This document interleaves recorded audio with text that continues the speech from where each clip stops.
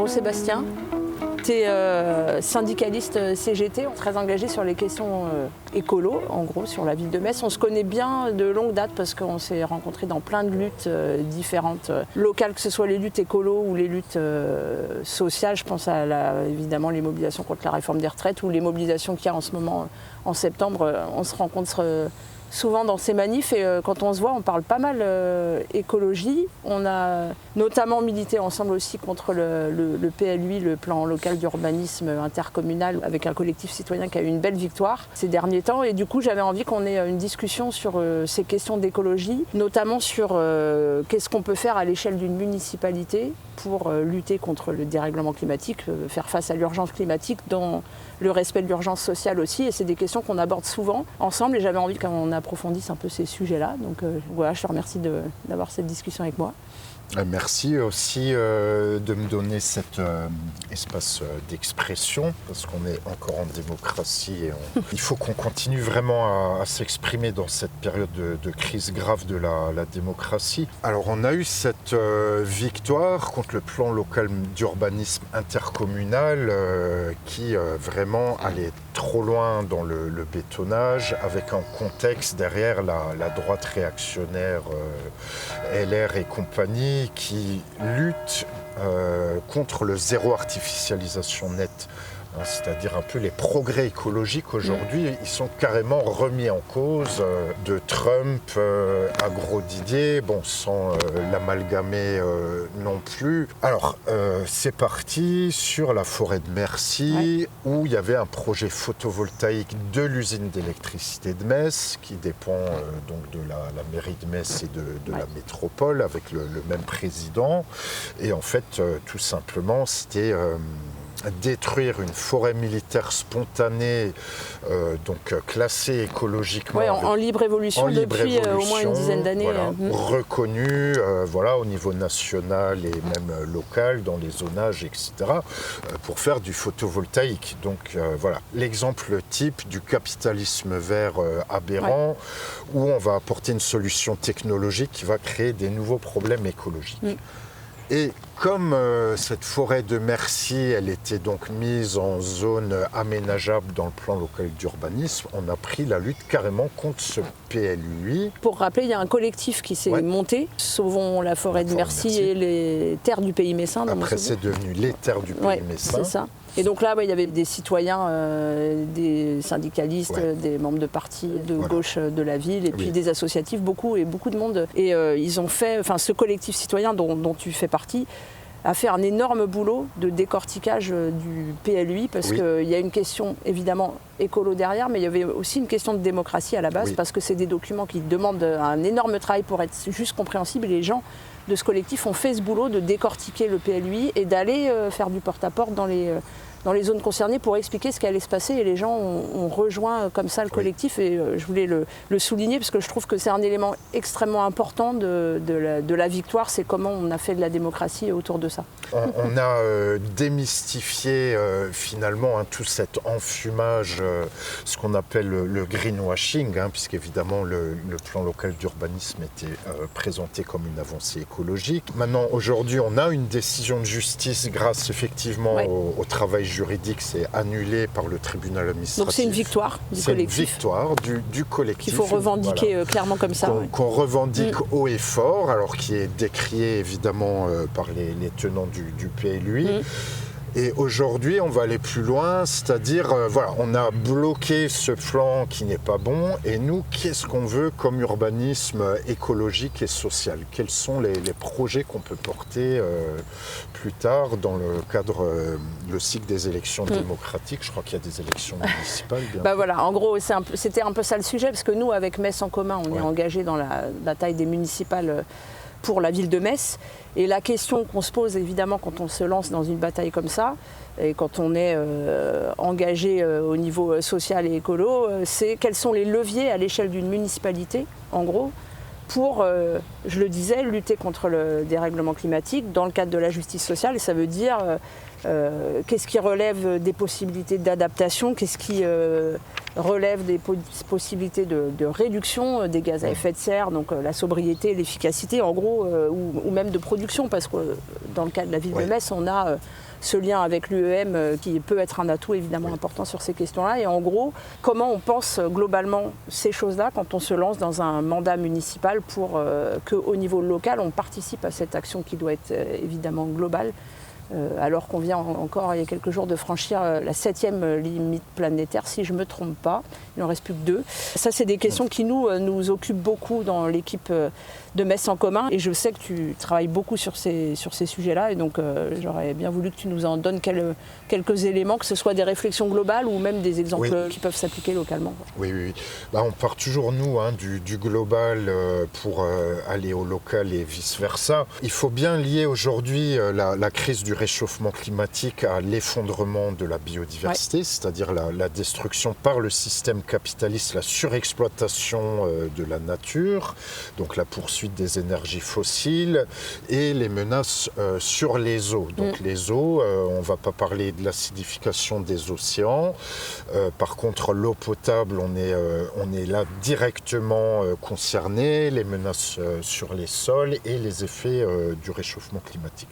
Donc ces crises écologiques, elles se résolvent ensemble et comme tu l'as dit, il faut le faire de façon démocratique et sociale, de façon à ne pas donner cours aux discours réactionnaires anti-écologiques qui peuvent prendre dans une population terriblement appauvrie, mais en même temps qui est vraiment directement exposée au risque du réchauffement climatique ici à Metz. Alors, les solutions au niveau mondial comme local, c'est évidemment la décarbonation des énergies.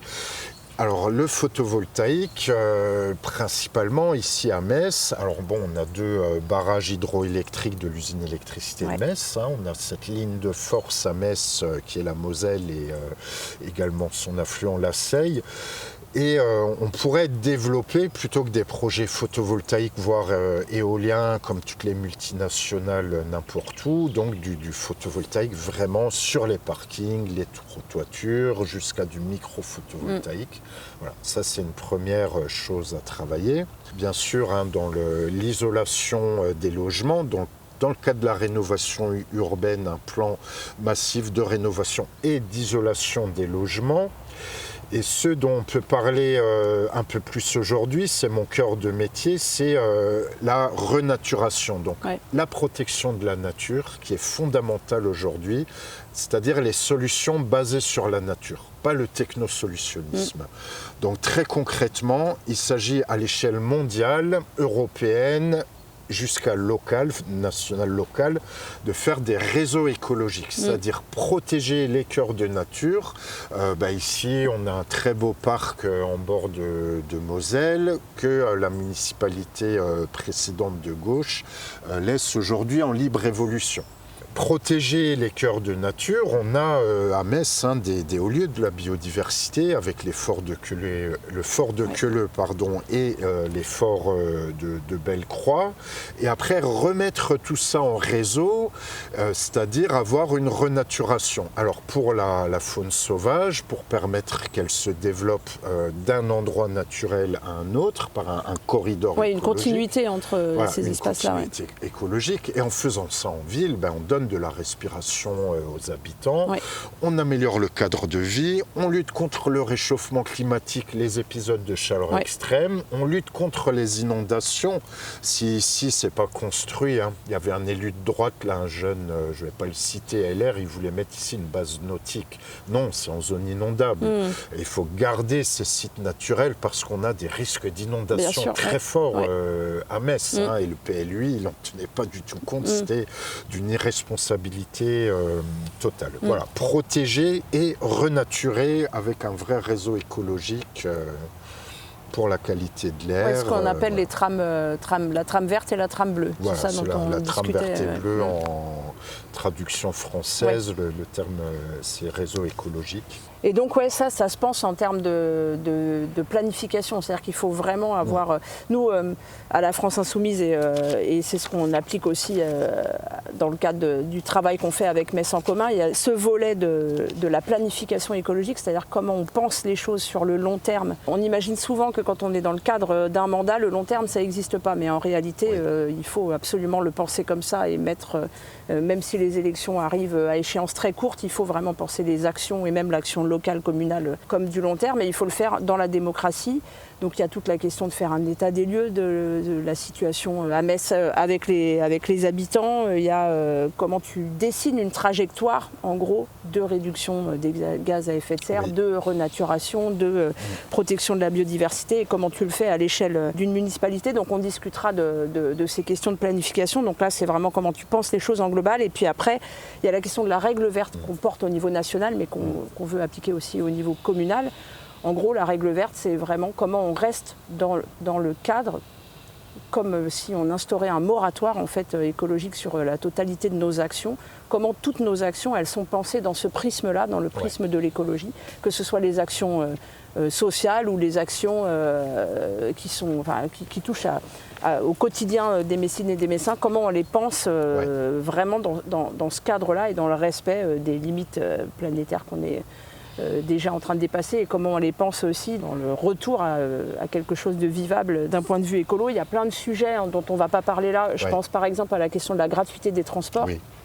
Qui est vraiment un sujet écologique et social intrinsèquement lié. On fera probablement une discussion avec d'autres partenaires sur ces questions parce que c'est un vrai sujet qu'il faut approfondir beaucoup, mais ça rentre évidemment dans cette question d'urbanisme et d'écologie à l'échelle globale, quoi.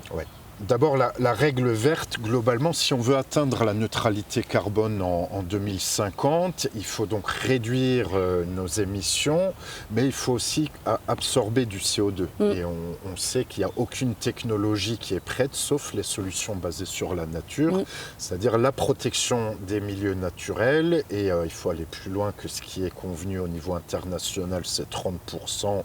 C'est protéger l'ensemble des milieux naturels. Bon, s'il y a des atteintes, on va les compenser.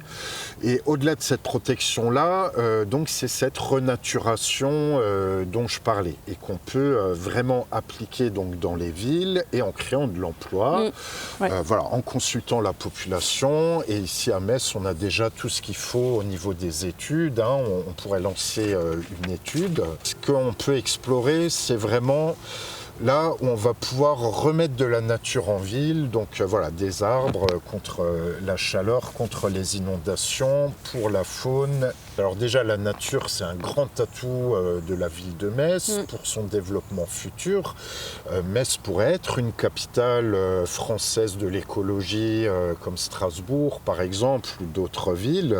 Alors la renaturation, on peut la faire à deux niveaux. À un niveau un peu micro, c'est-à-dire identifier toutes les petites zones sur les trottoirs, dans les quartiers, où on va pouvoir remettre de la verdure. Ensuite, la verdure, on peut planter des arbres, mettre des petits jardins partagés.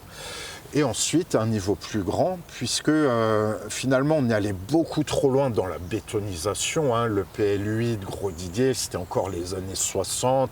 Allez hop, on tartine du béton à n'en plus finir, alors même qu'ils n'ont rien prévu pour toutes les ZAC, les zones commerciales, la vacance des logements, tout ce béton, cette urbanisation qui ne sert plus à rien et qui part en décrépitude, peut-être pour des logiques de spéculation d'ailleurs. Et alors là-dessus, on peut vraiment exploiter des plus grandes zones au niveau de Metz. Des zones agricoles qui sont pour l'instant encore dans de l'agriculture intensive. On n'a pas parlé aussi des champs agricoles devant la prison de Queuleux, où là pareil, il y avait un projet pharaonique qui avait même été rejeté par le préfet. Les terres agricoles, comment refaire du maraîchage, de l'agriculture écologique. Et là, on vient sur le thème de l'alimentation locale, bio, à voir avec la la profession agricole aussi, qu'est-ce qu'on peut faire. Oui, il y a du potentiel à Metz. Oui, il y a du potentiel. Il y a du potentiel et tu donnais un exemple, là on était tout à l'heure sur la place de France et tu montrais même en micro, il y a déjà énormément de choses à faire à cette échelle-là pour reconstruire une continuité entre les espaces verts et qui sont largement sous-exploités. Voilà, alors la majorité municipale dira c'est ce qu'on fait avec la serpentine en centre-ville, mais là c'est vraiment trop micro. Ouais, c'est ça. Voilà, il ne s'agit pas de faire de la com, du greenwashing, il s'agit de faire ça un peu partout. Ça va nous permettre de reverdir nos quartiers, même s'il y en a qui sont déjà relativement verts, je pense à Borny. Reverdir bien sûr le centre-ville, donc sur les petits espaces, et après s'attaquer voilà, tout ce qui est parking, zone à l'abandon. Alors on peut y mettre du photovoltaïque ou on peut y remettre de la nature ou du jardin. Donc partir sur l'existant. Et on ne va pas aller à l'encontre de l'histoire. Hein. Il y a une forêt urbaine qui est quand même en cours de plantation. Hein. Ils le feront valoir bien sûr dans leur bilan. Ils essayent de valoriser aussi la Moselle et ses berges. Voilà. Nous, on peut aller vraiment beaucoup plus loin et que ce soit l'écologie sociale, un axe structurant des programmes des gauches ou de la gauche plutôt pour les municipales. Voilà, vraiment une écologie d'avant-garde, créatrice d'emplois, qui associe les travailleurs, la population, sans faire de greenwashing, en s'attaquant vraiment aux sources du réchauffement climatique et de la destruction de la nature, et quelque part en s'attaquant aux logiques financières, y compris ici à Metz. Oui, c'est là les solutions que tu brosses et sur lesquelles il va falloir qu'on travaille, elles couvrent le sujet de l'adaptation, ou de l'adaptabilité au dérèglement climatique, qui quelque part n'est plus que le seul sujet qui est discuté en haut lieu. On n'en serait finalement plus que là, parce que tout ce que tu décris là, je pense évidemment aux périodes de canicule, ça fait aussi partie d'un plan canicule qu'il faut avoir à l'échelle d'une commune pour faire en sorte que les gens puissent passer les étés sans trop de souffrance et revégétaliser. Là, on pense évidemment aux cours d'école, on pense à la plupart des logements dans les zones qui sont très minérales où ça chauffe beaucoup. Évidemment, remettre du végétal, ça participe à ces notions d'adaptation, mais ça va beaucoup plus loin dans la façon dont on doit le penser. Quoi. Oui, tu parlais même de faire pousser des plantes grimpantes. Hein. Typiquement, ça sur fait les façades, partie sur les façades du micro-réseau écologique qu'on peut faire rentrer dans la ville, un peu comme déboucher des artères. Voilà, il y a beaucoup de choses à faire et tout ça avec les entreprises locales. Voilà, plutôt que de faire de la surtonte de gazon, du paysagisme à l'ancienne. On parlait d'atouts de l'ordre, on va dire, géographique et naturel sur la ville de Metz, mais il y a aussi, on en a parlé un petit peu, la question de l'UEM. Et puis il y a aussi une autre entreprise qui s'occupe de la gestion des déchets aussi à Ganis. Et là, il y a des choses évidemment à faire pour qu'on puisse progresser et utiliser ces outils au niveau de la municipalité pour vraiment amorcer un changement. Là aussi, il y a beaucoup de choses à faire. On n'a pas parlé de la question de la gestion des déchets, qui ici à Metz, les déchets sont vraiment considérés comme une richesse, comme quelque chose de valorisé, mais qui parfois rentre un peu en contradiction avec la question de la réduction des déchets. Donc c'est aussi quelque chose qu'il faut qu'on planifie et qu'on pense au global, parce que la valorisation des déchets doit venir à la fin de la chaîne de lutte contre la production intensive de déchets, quoi. Absolument. L'UEM est un très bon exemple. Hein. Ils disent qu'ils prennent des déchets de l'exploitation forestière et en fait, du coup, on va générer du déchet de l'exploitation forestière. On va surexploiter les forêts. Donc, il faudra voir vraiment quel bois on brûle à l'UEM, quels déchets on brûle dans l'incinérateur. La question que tu poses, ça nous amène à l'éducation populaire, l'éducation écologique. Il faut faudra aussi développer, on peut renforcer et sensibiliser les services de la police municipale sur ces questions-là, mais surtout sensibiliser la population, l'amener à trier elle-même ses déchets. Ouvrir un peu les portes, par exemple, de Haganis pour montrer comment est-ce qu'on va valoriser le plastique. Ça, c'est une vraie question qu'on n'a pas encore travaillée. On peut aller certainement plus loin. On est en retard, je pense, sur les biodéchets parce qu'on ne sait pas quoi en faire, des biodéchets.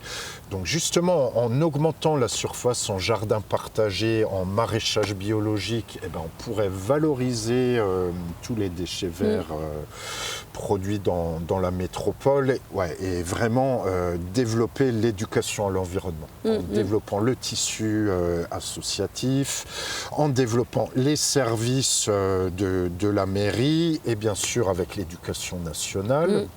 Et là, on touche, en parlant de Haganis UEM, les services municipaux, à la nécessité aussi de développer les services publics municipaux sur ces questions d'écologie, là où il y a déjà des compétences magnifiques. On a aussi une serre de la ville de Metz qu'on devrait aller visiter ensemble, où il y a un peu cette culture de la ville fleurie avec le nombre de petites fleurs, où on pourrait réorienter, tu vois, les productions de ces serres-là dans notre optique de revégétalisation de la ville, par exemple. Oui, c'est clair.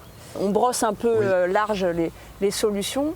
Moi, l'objet de cette discussion, c'est aussi de me dire, OK, on a un vrai rôle à jouer au niveau municipal et local. C'est évident. Là, on a bien parlé de solutions locales. Alors, il y en a qui commencent timidement à être mises en œuvre. Ce qui était fait sous la précédente municipalité de gauche, tout n'a pas été remis en cause, heureusement, par Grosdidier.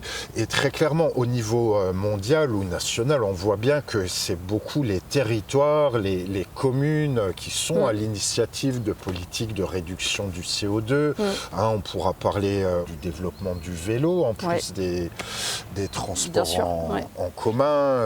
Donc voilà, très clairement, l'initiative locale, c'est ça qui va aussi forcer les gouvernements dans chaque pays à prendre les mesures. Ça ne doit pas venir d'en haut. D'ailleurs, si on attend la tribune de l'ONU, on risque là, malheureusement, d'attendre très longtemps. Il y a les questions d'urbanisme globalement, et les questions de logement, rénovation thermique des bâtiments publics, végétalisation des cours d'école, donc ça touche à l'enfance, ça touche à l'alimentation, ça touche aux mobilités. Vraiment là, on est dans un sujet qui est ultra transversal. Oui. La population doit s'inquiéter du réchauffement climatique et voir tout ce qu'on peut faire. Donc ça va bien au-delà de végétaliser les cours d'école. C'est bien végétaliser les cours d'école. Je pensais aussi, on fait par exemple des choses très concrètes, des pavés qui laissent pousser l'herbe. Et circuler l'eau. Circuler l'eau. Dans les grandes villes où il y a un tram, finalement, on fait un tram, on utilise ces pavés-là. Là, il est question d'une ligne C du Métis. On peut même transformer les routes, les parkings de cette façon-là. Donc il y a beaucoup de choses à faire au niveau local et ça va favoriser l'emploi local et non pas les multinationales du BTP, etc.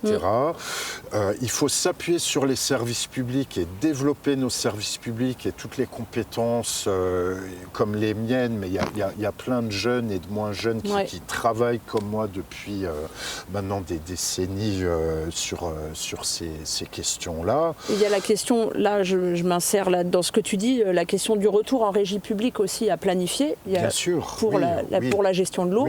Ça c'est quelque chose qui sera faisable probablement dans le cadre du mandat de revenir, en tout cas nous c'est ce qu'on envisage, de revenir à une régie publique pour la gestion de l'eau. Ça peut être aussi mis en question pour les transports, ça c'est à discuter peut-être sur du plus long terme. La question de la régie publique, c'est déjà des économies. Je veux dire, clairement, là, on n'a plus de... Tous les profits qui sont générés, c'est de l'investissement. C'est de l'investissement qui est géré de façon démocratique par les usagers, par les agents, les salariés. Donc ça, c'est évidemment un levier essentiel de planification et de création de ressources et de recettes pour aller dans ces sujets-là. Donc je trouve que ça fait le lien avec le volet démocratique et social. Donc on a évidemment ça en tête aussi. Ouais. Absolument, et que les ménages aient accès à une eau potable de qualité, pérenne et à des coûts le plus abordable possible. Et après, la préservation de la ressource en eau en elle-même, la renaturation, les forêts, les sites naturels, c'est essentiel pour les générations à venir. Hein. On parle de la moitié de l'humanité qui risque d'avoir des pénuries d'eau. Ouais. Ça arrive déjà dans les départements d'outre-mer, donc ça peut arriver en France métropolitaine. Bien et sûr. En Lorraine, on n'est même pas à l'abri. Donc on a beaucoup de travail dans les décennies à venir. Et puis en conclusion, j'ai aussi envie de dire, on parle de la ville de Metz, bien sûr c'est un levier, il faudra qu'on arrive à réfléchir à ça à l'échelle de la métropole. Hein. On espère que dans le cycle démocratique, on va y arriver, voilà, et travailler avec les départements, les régions, l'État, renforcer le rôle du ministère de l'écologie, là, qui est totalement abandonné par ce gouvernement. Donc vraiment, toutes les luttes sociales, écologiques et politiques, elles sont vraiment liées, parce que pour les générations futures, pour nos enfants et pour l'ensemble de la vie sur Terre dont on fait partie, il faut vraiment radicalement changer de politique. En emmenant la population avec nous, parce que c'est l'intérêt de toute la population humaine. Oui, moi ça me paraît être une belle conclusion, ça. Merci. Merci Sébastien. Merci de cet entretien. Moi je te remercie de cette conversation, parce que ça me permet d'avoir un regard construit sur ce que nous on est en train de faire avec Metz en commun. Avec Metz en commun, on a fait une agora citoyenne où on a exposer aux citoyennes et aux citoyens toutes les mesures qu'on a travaillées, notamment sur ces questions d'urbanisme et d'écologie. On a plein de mesures, on est en train de les compiler. En ce moment, on est en train de travailler sur le programme. On est en train de hiérarchiser, de trier ces informations, de faire en sorte que ça puisse tenir. Et du coup, tout ce que tu viens de nous dire, ça permet évidemment d'enrichir, de mettre le focus sur ce qui est le plus important.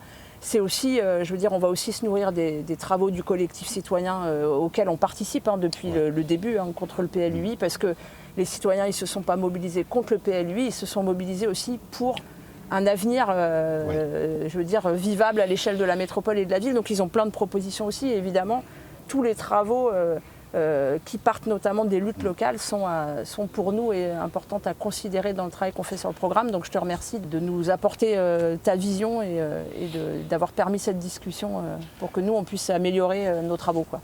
Et c'est une vision collective qui a vraiment été enrichie par cette lutte. Hein. On ne l'a pas dit, qui fédère une quarantaine d'organisations syndicales, associatives, politiques et des collectifs citoyens de base.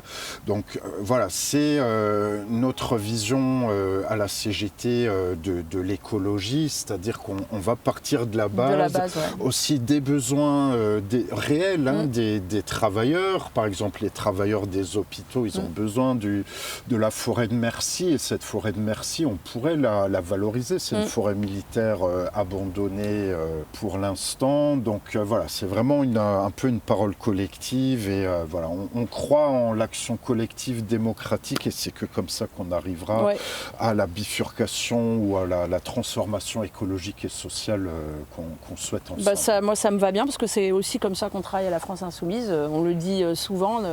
On part du travail de terrain et on part des besoins réels, et ensuite on essaye d'y répondre par un programme. Donc on est plutôt raccord sur cette question, donc on a du boulot devant nous, quoi. Merci. On se voit à la manif cet après-midi. Ouais, c'est ça. À tout à l'heure.